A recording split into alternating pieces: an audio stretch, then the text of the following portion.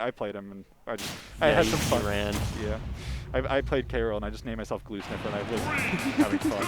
But yeah, he's definitely, like, he made a really good run, like, almost all the way through. He was in the top 8 last week. So coming out with a Terry this time instead of the Samus. I mean, I know that he's played Terry in bracket before, but he's switching off to Samus, which he's been playing, like, the last couple months. So, I mean, we'll see if there's any rust. Probably not.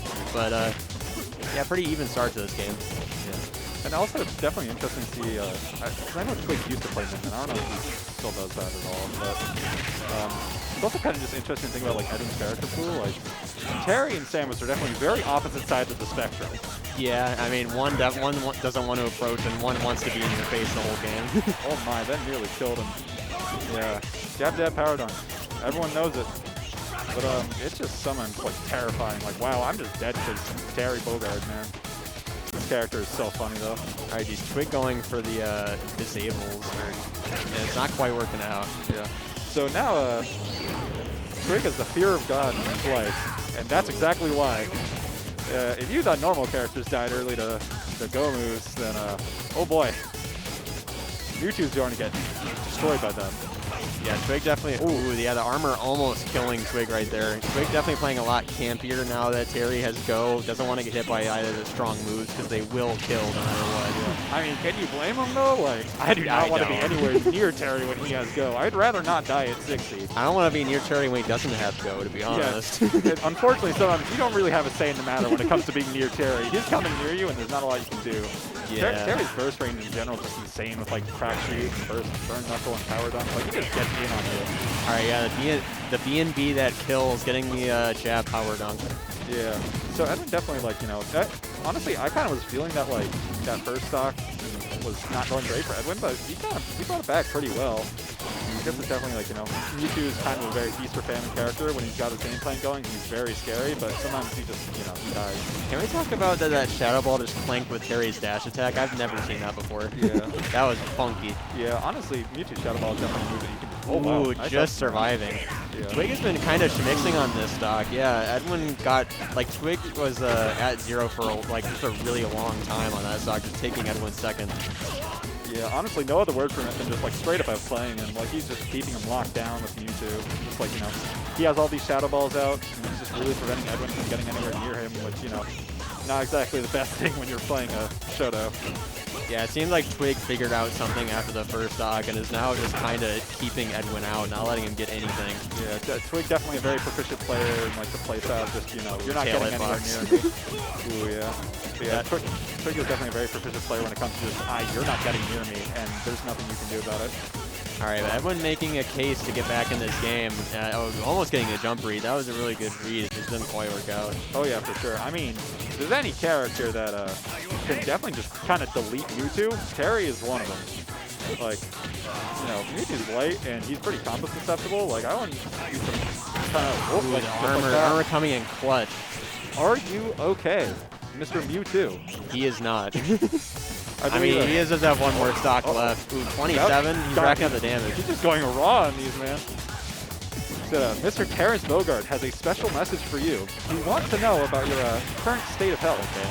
Yeah, Edwin's going for some shenanigans with his go moves, but it hasn't worked out. And yeah, Twig, I mean, I was kind of open for a bit of a comeback there, and it didn't quite work out all the way. He was going for the go moves, and they just weren't quite hitting. Yeah, but I mean, I think he had kind of the right idea, because, like, Mewtwo is just so scary. Mewtwo's so scary, but, you know, once you start hitting him, he just kind of explodes.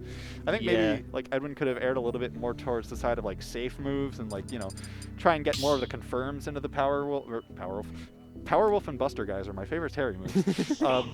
Buster Wolf and Power Geyser, you know, I think once he kind of got those confirmed, that little bit extra damage on Mewtwo, that's when he could really just start kind of pressing at him, and there was a good chance he could have brought that back.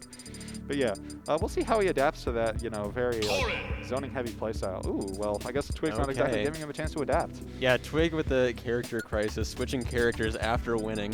Yeah. Honestly, after the amendment, yeah, I don't know. It's not even, like, a horrible idea, because it means your opponent doesn't really get to adapt, and if you were just kind of, like, outplaying them at the beginning, like, frankly, I think Twig was definitely kind of outplaying Edwin at that point. I think it's not even a bad idea because it doesn't give you them a chance to like adapt to you and like kind of figure out what they were doing wrong against your Mewtwo because now they got to deal with your Corrin. Yeah, I mean I've had thoughts about it in the past too. It was like, what if a top player had like 4 characters that they're equally good at and they just kept on switching? So I mean honestly, like what? You mean like Zachary?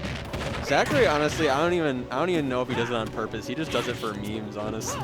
Yeah, I don't know if the Japanese are big on doing stuff for memes, but you know.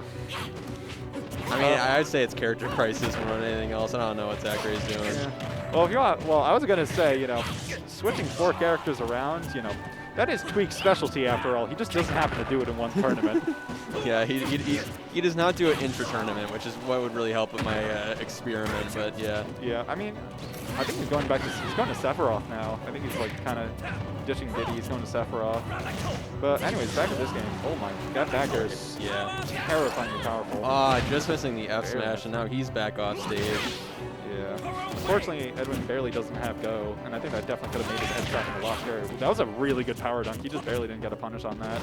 Now Edwin just kind of playing good footsies, using Terry's pretty safe buttons, trying to kind of wait. All right, giving him the go, potentially gonna get the kill here. Oh, not quite. Shielding through everything he was doing.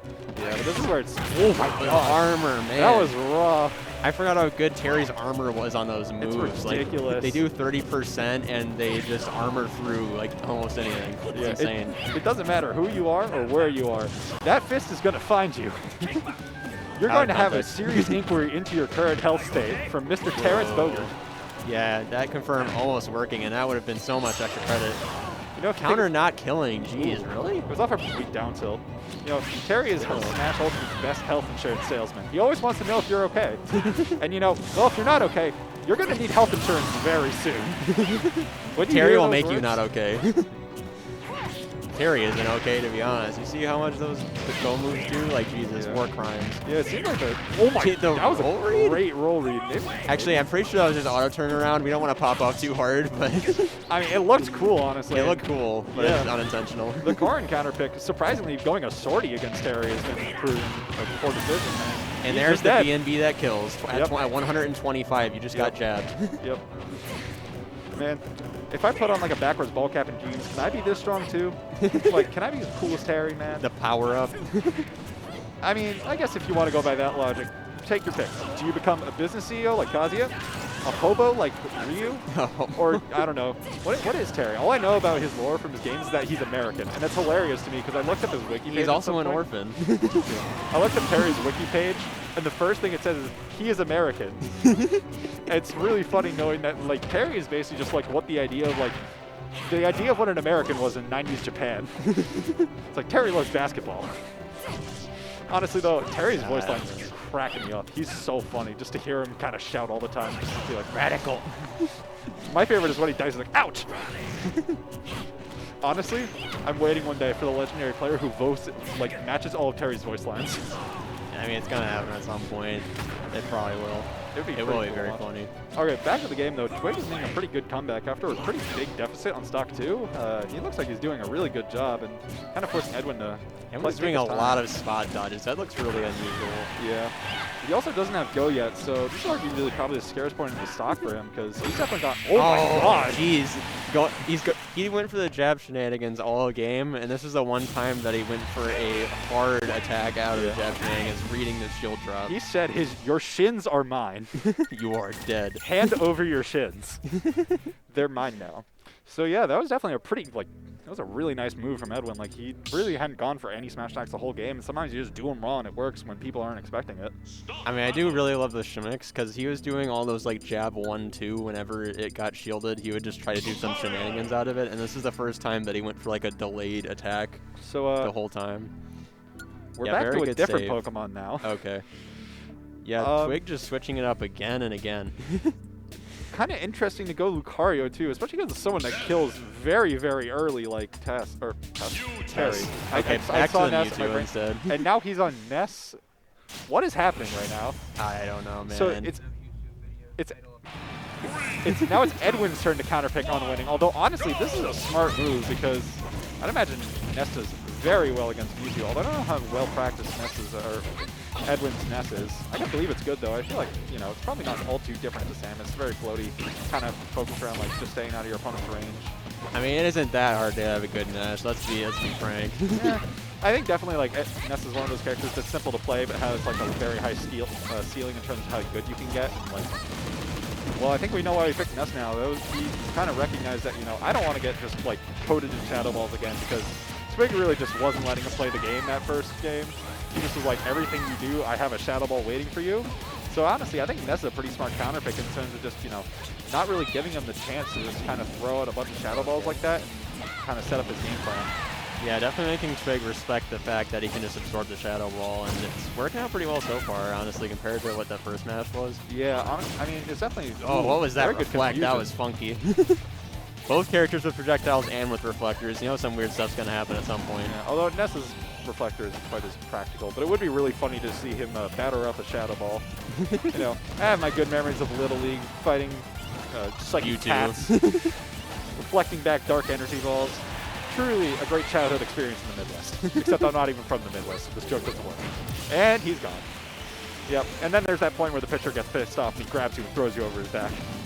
Bro, you never fought a Mewtwo in Culver's, bro? You're not a true Midwesterner. I've never been to a Culver's. You never been to a Culver's? Excuse me? No? Neither of you? What the hell? They don't have them in, like, New York. Oh, man, you guys gotta try it sometime. Yep.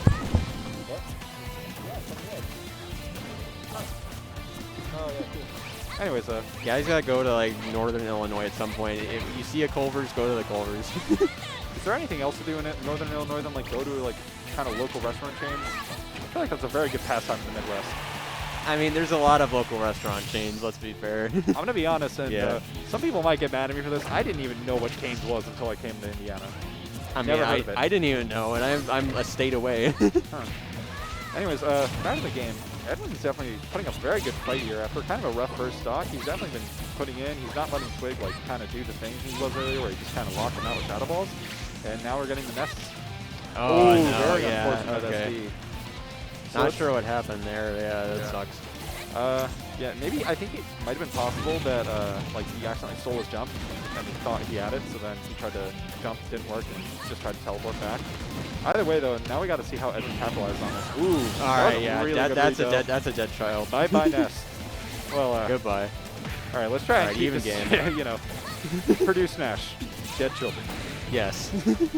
That's the part. You say no to dead children. Like, too bad. Well, we almost had another DC incident there. Very close.